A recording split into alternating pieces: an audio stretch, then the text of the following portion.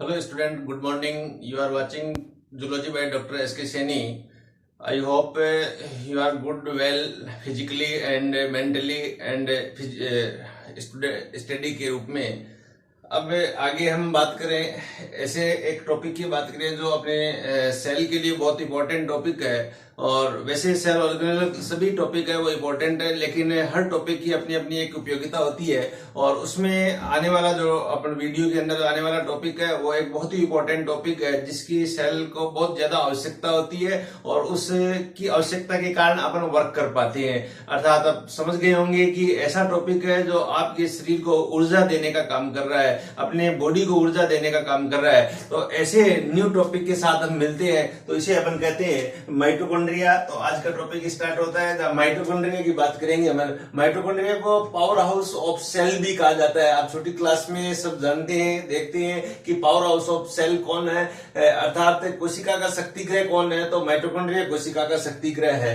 क्यों है माइटोकॉन्ड्रिया कोशिका का शक्ति ग्रह? इसलिए कहा जाता है कि ये अपने शरीर के अंदर जो भोज्य पदार्थ है उसके उपापचय क्रिया के द्वारा, मेटाबॉलिक एक्टिविटी के द्वारा सेल के अंदर एटीपी का प्रोडक्शन करता है और एटीपी प्रोडक्शन के कारण अपने शरीर को एनर्जी मिलती है। इसलिए अपन क्या इसे पावर हाउस कहते हैं। जहां से एनर्जी मिलती है उसे पावर हाउस कहते हैं। तो शरीर के अंदर एनर्जी देने का काम है वो माइटोकॉन्ड्रिया करता है, इसलिए इसे पावर हाउस ऑफ सेल कहते हैं। किसी सेल ऑर्गेनेल की स्टडी अपन करते हैं तो उसकी सबसे पहले डिस्कवरी का अध्ययन किया जाता है, उसके बाद में शेप एंड साइज का अध्ययन, उसके बाद में स्ट्रक्चर का अपन स्टडी कर रहे हैं। तो डिस्कवरी की बात करें तो माइटोकॉन्ड्रिया की डिस्कवरी किसने की? तो कई वैज्ञानिक इसके अंदर आए इसकी डिस्कवरी करने के लिए। इसमें कई वैज्ञानिकों का रोल है इसमें। तो जिसमें फर्स्ट साइंटिस्ट जिन्होंने इसको डिस्कवर किया, कीटों की रेखित पेशी में डिस्कवर किया था और उसे अपन कहते हैं कोलिकर कहते हैं। तो कोलिकर ने कहा डिस्कवर किया, क्वेश्चन ये आता है। तो कीटों की रेखित पेशी में स्ट्रक्चर्ड मसल्स के अंदर इसे देखा और क्रेन्यूल के रूप में देखा, कणिकाओं के रूप में इसे देखा। तो सबसे पहले कोलिकर आया, उसके बाद में दूसरा साइंटिस्ट फ्लेमिंग आया। फ्लेमिंग ने इसे एक थ्रेड, एक धागे रूपी रचना के रूप में देखा और इसका नाम फीला नाम दिया था, FILA फीला दिया। Very important question for the mitochondria in the various exam. Fila word used by, तो आंसर होगा Flemming. F for Flemming, F for fila. यहाँ इसके बाद में एक साइंटिस्ट और आया अल्टमान, जिन्होंने बायोप्लास्ट शब्द का काम लिया, बायोप्लास्ट शब्द का यूज किया, माइटोकॉन्ड्रिया को डिस्कवर किया, लेकिन माइटोकॉन्ड्रिया शब्द काम में नहीं लिया, इन्होंने बायोप्लास्ट कहा।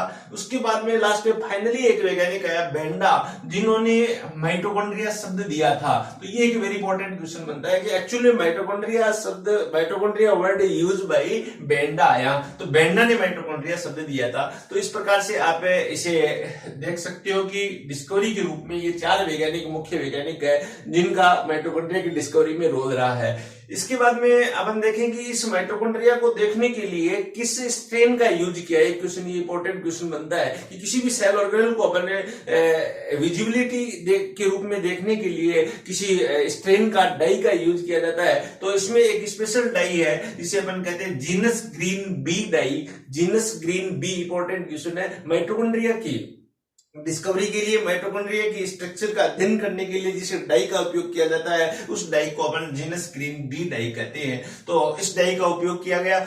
इसके बाद में कुछ और शब्द भी दिए गए माइटोकॉन्ड्रिया के लिए, कुछ और वर्ड भी यूज में लिए जाते हैं। इसे कॉन्ड्रियोसोम के नाम से भी जानते हैं, इसे माइक्रोसोम के नाम से भी जानते हैं, इसे सार्कोसोम भी कहते हैं, इसे पैराबेसल बॉडी के नाम से भी जानते हैं। अन्य शब्द भी इसे कह सकते हैं, कॉन्ड्रियोसोम, माइक्रोसोम, सार्कोसोम एंड पैराबेसल बॉडी। तो भिन्न भिन्न स्थान पर भिन्न भिन्न वैज्ञानिकों ने इसके अलग अलग शब्द के रूप में इस माइटोकॉन्ड्रिया को काम में लिया गया। इसके बाद में अपन देखते हैं कि माइटोकॉन्ड्रिया अपनी कोशिका के अंदर शेप क्या हो सकता है, इसकी संख्या कितनी हो सकती है। तो शेप भिन्न भिन्न कोशिकाओं में इसकी शेप है वो भिन्न भिन्न होता है, कोई एक शेप फिक्स नहीं है। मोस्टली शेप माना गया है कि कुछ कोशिकाओं में फिलामेंटस शेप है, कुछ कोशिकाओं में क्लब शेप्ड है, कुछ कोशिकाओं में कणिका के रूप में है, तो कुछ कोशिकाओं में वेसिकुलर रूप में माइटोकॉन्ड्रिया पाया जाता है। तो इस प्रकार से भिन्न भिन्न शेप भिन्न भिन्न कोशिकाओं में पाया जाता है। सामान्य तो अपन कह सकते हैं ये शू शेप भी होता है, इसे जैसे जूते की आकृति की प्रकार का भी होता है, तो इसे सुसो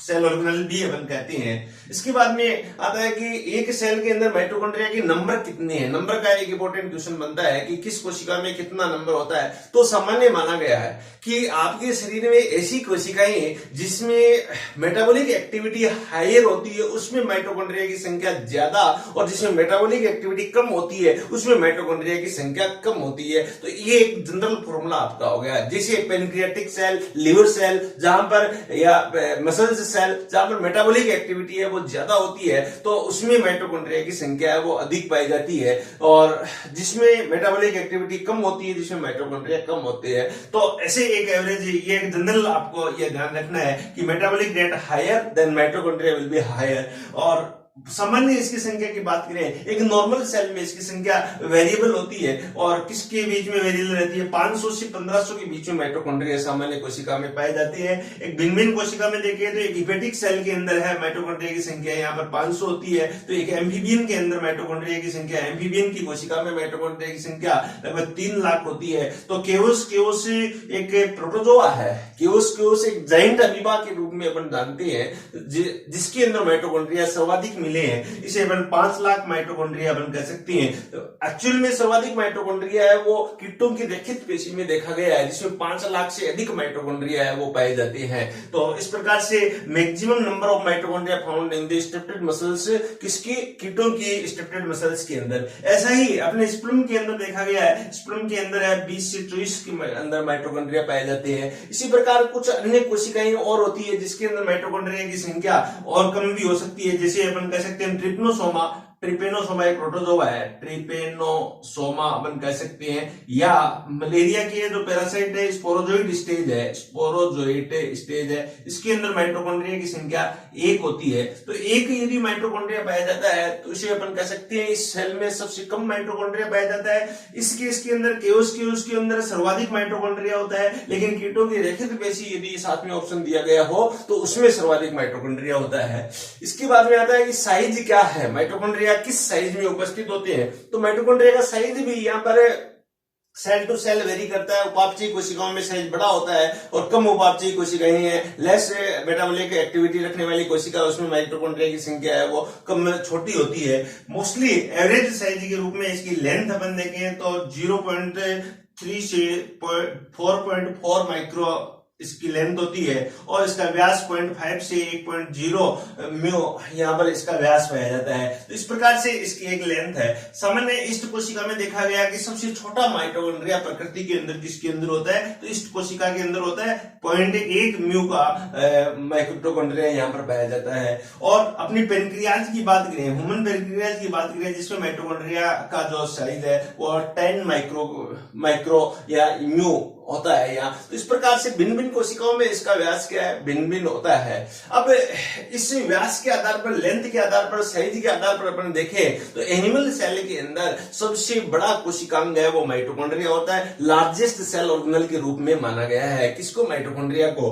और प्लांट सेल के अंदर यदि बात करें तो लार्जेस्ट सेल ऑर्गेनल माइटोकॉन्ड्रिया नहीं है, प्लांट सेल के अंदर है वो प्लास्टिड लार्जेस्ट सेल ऑर्गेनल है, और इसके बाद में सेकंड लार्जेस्ट है वो माइटोकॉन्ड्रिया होता है प्लांट सेल के अंदर। तो ये भी एक इंपॉर्टेंट या क्वेश्चन पूछ लेते हैं कि सबसे बड़ा कोशिकांग है वो किसके अंदर होता है, कौन सा होता है। तो सबसे बड़ा कोशिकांग एनिमल सेल की बात करें तो सबसे बड़ा कोशिकांग है एनिमल सेल के अंदर माइटोकॉन्ड्रिया कहा जाता है। क्यों, क्योंकि प्लांट सेल के अंदर है प्लास्टिड होता है, जबकि एनिमल सेल के अंदर प्लास्टिड है वो अनुपस्थित होता है। तो इस प्रकार से है कि यहाँ पर संख्या की बात की तो संख्यात्मक रूप से ये क्वेश्चन आपसे इस प्रकार से पूछ सकते हैं, तो आप इसका आंसर दे सकते हो। इसके बाद में नेक्स्ट जो क्वेश्चन बनता है, माइटोकॉन्ड्रिया की संरचना क्या है, माइटोकॉन्ड्रिया की स्ट्रक्चर क्या है, किस प्रकार की संरचना एक माइटोकॉन्ड्रिया में पाई जाती है। तो स्ट्रक्चर की अपन बात करें तो एक वेरी इंपॉर्टेंट क्वेश्चन यहाँ पर स्ट्रक्चर का बनता है। तो एक माइटोकॉन्ड्रिया की स्ट्रक्चर का अध्ययन करें तो माइटोकॉन्ड्रिया एक डबल मेम्ब्रेनस स्ट्रक्चर है, जिसके चारों तरफ 2 झिल्लियां पाई जाती है। डबल मेम्ब्रेनस में सबसे बाहर की जो झिल्ली है इसे आउटर मेम्ब्रेन, और अंदर की झिल्ली है उसे इनर मेम्ब्रेन के नाम से जानते हैं। दोनों झिल्लियों की संरचना as it is plasma membrane के समान होती है, जिसकी थिकनेस है 70 to 75 एंगस्ट्रॉम की थिकनेस पाई जाती है। और इसकी इंटरनल स्ट्रक्चर फॉस्फोलिपिड से बनी हुई है, प्रोटीन है उसके अंदर धंसे हुए होते हैं, हैं। तो इस प्रकार की संरचना तो प्लाज्मा मेम्ब्रेन में हमने पहले पढ़ी है, उसी प्रकार की यहाँ पर एक स्ट्रक्चर के रूप में पाई जाती है। इसके अलावा इस संरचना में आप देखोगे कि बाहरी झिल्ली है, ये बाहरी झिल्ली है, ये आंतरिक झिल्ली है। बाहरी झिल्ली और आंतरिक झिल्ली के बीच में एक यहाँ स्पेस पाया जाता है, इस स्पेस को आउटर चैम्बर कहते हैं, जिसका व्यास 60 to 80 एंगस्ट्रॉम होता है। बाह्य जो चैम्बर है पेरिकोन्ड्रियल अपन कह सकते हैं, स्पेस भी कह सकते हैं इसे, जिसका व्यास 60 to 80 एंगस्ट्रॉम होता है। और इसमें इसके अंदर एक पदार्थ भरा रहता है, इसके अंदर एक जेली द्रव्य भरा रहता है जो लो विस्कोसिटी युक्त इस प्रकार का द्रव्य रहता है। तो इस प्रकार का द्रव्य यहाँ अपन कह सकते हैं ये उपस्थित होता है। फिर अंदर की तरफ चले तो अंदर की तरफ एक मेम्ब्रेन और होती है, इसे कहते हैं इनर मेम्ब्रेन कहते हैं। माइटोकॉन्ड्रिया की वेरी इंपॉर्टेंट मेम्ब्रेन है इनर मेम्ब्रेन। फिर ये कंटिन्यूअस नहीं होती, ये अंदर की तरफ इन्विजिनेट रहती है, इस प्रकार से फिंगर लाइक है, वो प्रवर्ध एक प्रोजेक्शंस है अंदर की तरफ उन्मुख रहते हैं। इन प्रोजेक्शंस को अपन क्रिस्टी के नाम से जानते हैं, इसे क्रिस्टा या क्रिस्टी कहते हैं। अर्थात माइटोकॉन्ड्रिया की मेन विशेषता है। क्वेश्चन आता है कि क्रिस्टी किस कोशिकांग की, किस सेल ऑर्गेनेल की विशेषता है, तो आंसर आएगा यहाँ पर माइटोकॉन्ड्रिया की विशेषता है। ये माइटोकॉन्ड्रिया में कहां होता है, इनर मेम्ब्रेन की इन्विजिनेशन से ये क्रिस्टी का निर्माण होता है, जो एक फिंगर लाइक प्रोजेक्शंस है अंदर की तरफ, जिसकी संख्या अनेक होती है यहाँ पर। तो इस प्रकार से ये क्रिस्टी रूपी रचना यहाँ पर उपस्थित होती है। फिर बीच के अंदर एक फिर फ्लूइड या हाई डेंसिटी और हाई विस्कोसिटी का एक फ्लूइड भरा रहता है, इस फ्लूइड को अपन मैट्रिक्स कहते हैं। जिस चैम्बर में भरा रहता है, इस चैम्बर को इनर चैम्बर कहते हैं। तो इस प्रकार से इनर चैम्बर, आउटर मेम्ब्रेन और इनर मेम्ब्रेन संरचना युक्त जो कोशिकांग है, इस कोशिकांग को अपन माइटोकॉन्ड्रिया के नाम से जानते हैं। अब आगे देखिएगा, जो यहाँ पर इनर मेम्ब्रेन है, इनर मेम्ब्रेन की इन्विजिनेशन से यहाँ पर क्रिस्टी का निर्माण हुआ। इस क्रिस्टी के ऊपर कुछ और प्रवर्ध पाए जाते हैं, तो इस प्रकार से मैं यहाँ पर बाहर बनाऊं, ये क्रिस्टी को यहाँ पर बाहर निकाल लिया, तो ये एक क्रिस्टी है। इस क्रिस्टी के ऊपर इस प्रकार से और बड़े बड़े यहाँ पर प्रवर्ध पाए जाते हैं। इस प्रकार से एक इलेक्ट्रॉन माइक्रोस्कोप से यदि अध्ययन करें, इस प्रकार की संरचना पाई जाती है। ऐसी जो संरचना जो क्रिस्टी के ऊपर उपस्थित है, इन संरचना को अपन F1 पार्टिकल के नाम से जानते हैं। इन कणों को अपन F1 कण कहते हैं, या इन कणों का दूसरा नाम भी है ऑक्जिसोम भी कहा जाता है। इसे एलिमेंट्री पार्टिकल के नाम से भी जानते हैं, एलिमेंट्री पार्टिकल, ऑक्जिसोम या F1 पार्टिकल के नाम से भी जानते हैं। एक F1 कण की स्ट्रक्चर का अध्ययन करें अपन, ये एक F1 कण है, इसकी डिटेल स्ट्रक्चर अपन लें तो इस प्रकार से एक F1 कण उपस्थित होता है। इस प्रकार की एक डिटेल स्ट्रक्चर होती है F1 कण की, जिसमें तीन हिस्से पाए जाते हैं। एक भाग को अपन कहते हैं बेस भाग, F1 कण का ही बेस भाग है। दूसरा भाग है इसका नेक होता है, और तीसरा भाग इसका हेड भाग होता है। तो तीन भाग होते हैं एक F1 कण में। तो F1 कण की एक इस प्रकार की संरचना है। इस संरचना को डिस्कवर किया था एक वैज्ञानिक ने, इस संरचना को खोजा था एक वैज्ञानिक ने। उस साइंटिस्ट का नाम था फर्नांडीज मोरान के नाम से अपन जानते हैं, या एफ मोरान के नाम से भी एफ मोरान कहते हैं। F1 कणों की खोज एफ मोरान ने की थी, इसलिए इसे मोरान के कण भी कहते हैं। एक माइटोकॉन्ड्रिया में इन कणों की संख्या 10 की पावर 4 से 10 की पावर 5 तक होती है। 10 to power 4 to 10 to power 5 तक एक माइटोकॉन्ड्रिया में F1 कणों की संख्या यहाँ पर होती है। एक F1 कण की स्ट्रक्चर अपन ले तो 3 पार्ट है, एक पार्ट बेस है, दूसरा पार्ट नेक है, तीसरा पार्ट यहाँ पर हेड है। बेस पार्ट इनर मेम्ब्रेन के साथ में कनेक्ट रहता है। इस प्रकार से ये यहाँ पर इनर मेम्ब्रेन है जिसके साथ में कनेक्ट है, ये इनर मेम्ब्रेन है, और इनर मेम्ब्रेन के साथ में यहाँ पर बेस पार्ट कनेक्ट है, और हेड पार्ट है वो यहाँ पर फ्री रहता है। मैट्रिक्स भाग की तरफ ही है, ये पार्ट फ्री रहता है। हेड और बेस को जोड़ने के लिए यहाँ पर नेक पार्ट पाया जाता है। तो इस प्रकार की संरचना यहाँ उपस्थित होती है। तो आपकी यह बात समझ में आई होगी, ये F1 कण है। F1 कण कहाँ उपस्थित है, तो इनर मेम्ब्रेन के ऊपर उपस्थित है। इनर मेम्ब्रेन में दो साइड है, एक चैम्बर की तरफ साइड है, इस साइड को अपन C साइड कहेंगे, और एक साइड यहाँ पर मैट्रिक्स की तरफ है, इसे अपन M साइड कहेंगे। M साइड के नाम से जानते हैं। एक C साइड हुई और एक M साइड हुई। C साइड की साइड में, आउटर चैम्बर की साइड में। M साइड की साइड में यहाँ पर इनर चैम्बर की साइड में या मैट्रिक्स की साइड में। यहाँ तो यहाँ पर आप देखिएगा बेस किससे जुड़ता है, तो इनर मेम्ब्रेन की तरह से जुड़ता है। यहाँ पर नेक बीच का पार्ट है, हेड यहाँ पर एक खुली हुई संरचना है, एक सोलम संरचना है इसकी। अब यहाँ पर बेस, नेक और हेड की बात करें तो हेड नियर अबाउट यहाँ पर 80 से 100 एंगस्ट्रॉन का यहाँ हेड होता है। नेक की लेंथ नियर अबाउट है 50 एंगस्ट्रॉन यहाँ पर होती है, और बेस है यहाँ पर नियर अबाउट है 100 से 150, 100 मल्टीप्लाई 100 मल्टीप्लाई 150 एंगस्ट्रॉन यहाँ पर बेस होता है यहाँ। तो इस प्रकार की एक स्ट्रक्चर यहाँ है। अब यहाँ बेस पार्ट में एक यहाँ कॉम्प्लेक्स पाया जाता है, इसे F0 कॉम्प्लेक्स या F0 फैक्टर कहेंगे, और हेड पार्ट है इसके ऊपर यहाँ पर F1 फैक्टर यहाँ पर पाया जाता है, जो कि एक एंजाइम के रूप में उपस्थित होता है। इसे अपन एटीपेज एंजाइम कहते हैं F1, इसलिए इस कण का नाम है वो F1 F0 कण के नाम से भी F1 F0 ग्रेन्यूल भी कहते हैं। ये भी एक इंपॉर्टेंट क्वेश्चन है कि F1 F0 ग्रेन्यूल किसका नाम है, तो F1 कण का नाम या ऑक्सीसोम का नाम F1 F0 है। क्यों? क्योंकि इसके हेड का नाम F1 है और F0 यहाँ बेस का नाम है, जो यहाँ पर चिपकाने का काम करता है, किसी मेम्ब्रेन के साथ में चिपकाने का काम कर रहा है यहाँ पर।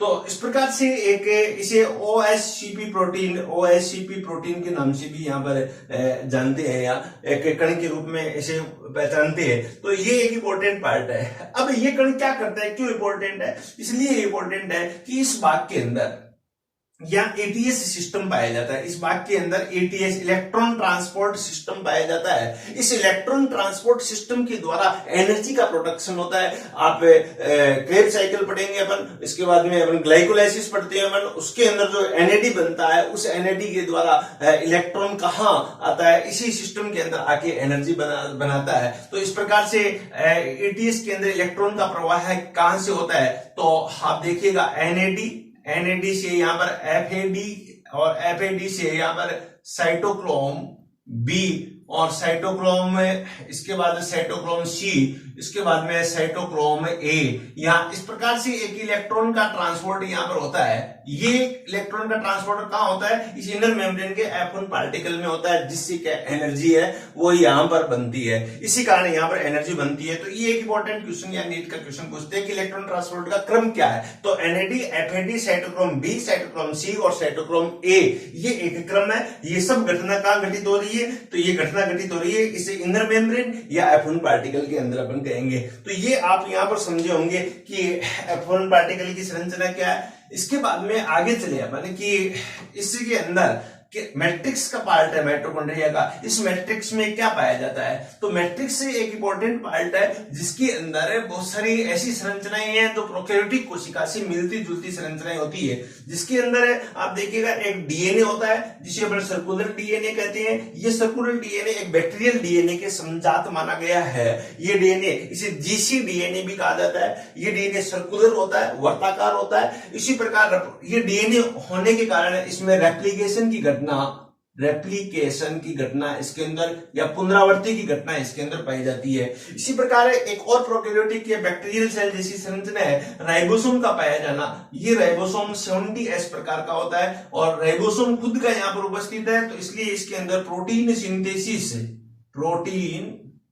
सिंथेसिस जैसी घटना यहाँ पर घटित होती है। तो इस प्रकार आप देखिएगा इस माइटोकॉन्ड्रिया में रेप्लिकेशन भी हो रहा है जो न्यूक्लियस में होता है। इसके अंदर अपना खुद का प्रोटीन सिंथेसिस भी होता है, इसलिए अपने खुद की प्रोटीन ये खुद बनाता है, खुद का डीएनए खुद बनाता है। इसलिए इसे क्या कहा जाता है, एक सेमी ऑटोनॉमस ऑर्गन है। माइटोकॉन्ड्रिया एक सेमी ऑटोनॉमस ऑर्गेनल के रूप में जानते हैं इसे।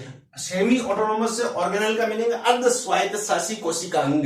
कोशिका का अर्ध स्वायत्त शासी कोशिकांग कौन सा है, दो कोशिकांग है जिसमें एक माइटोकॉन्ड्रिया होता है और एक प्लास्टिड होता है। तो प्लांट सेल के अंदर प्लास्टिड भी एक सेमी ऑटोनोमस ऑर्गेनल होता है क्योंकि वहां पर भी राइबोसोम उपस्थित है और यहाँ सर्कुलर डीएनए उपस्थित है। तो ये बात आपके यहाँ पर समझ में आई होगी।